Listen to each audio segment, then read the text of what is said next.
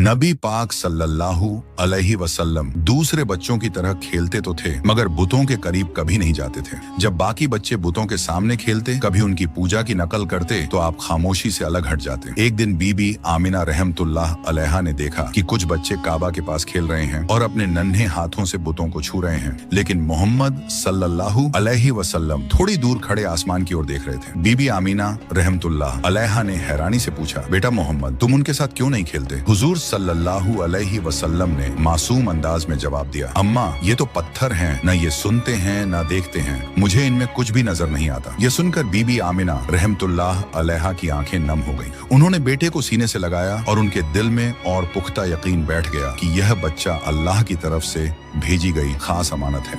जब नबी पाक सल्लल्लाहु अलैहि वसल्लम 6 साल के हुए तो बीबी आमिना रहमतुल्लाह अलैहा ने फैसला किया कि वह बेटे को लेकर मदीना जाए। वहाँ उनके रिश्तेदार रहते थे और वह चाहती थीं कि हजरत मोहम्मद सल्लल्लाहु अलैहि वसल्लम अपने वालिद की कब्र की जियारत भी कर लें, जो मदीना में ही थी। सफर आसान नहीं था, रेगिस्तान की तपती हवा, ऊंटों की सवारी और लंबी दूरी, मगर मोहम्मद सल्लल्लाहु अलैहि वसल्लम की आंखों में अजीब सा सब्र और हौसला झलक रहा था। वे मदीना में तकरीबन 1 महीने ठहरे। रिश्तेदारों से मुलाकात हुई। जब कब्र अब्दुल्लाह पर पहुंचे तो बीबी आमिना रहमतुल्लाह अलैहा ने कहा, बेटा, यही तुम्हारे वालिद की कब्र है, वह तुमसे बहुत मोहब्बत करते हैं। हुजूर सल्लल्लाहु अलैहि वसल्लम खामोशी से कब्र के पास खड़े रहे। मासूम आंखों से आंसू बहते रहे मगर जुबान से कोई लफ्ज न निकला। मदीना से वापसी पर काफिला अब्वा नाम की जगह पहुंचा। वहीं अचानक बीबी आमिना रहमतुल्लाह अलैहा बीमार पड़ गईं। बीमारी इतनी बढ़ गई कि चलना फिरना भी मुश्किल हो गया। उन्होंने अपने बेटे को सीने से लगाकर कांपती आवाज में कहा, बेटा मोहम्मद, शायद अब मैं तुम्हारे साथ न रह सकूं, मगर याद रखना, तुम कभी अकेले नहीं होगे। अल्लाह तुम्हारे साथ है। तुम्हें वो जिम्मेदारी मिलेगी जो दुनिया में किसी और को नहीं मिली।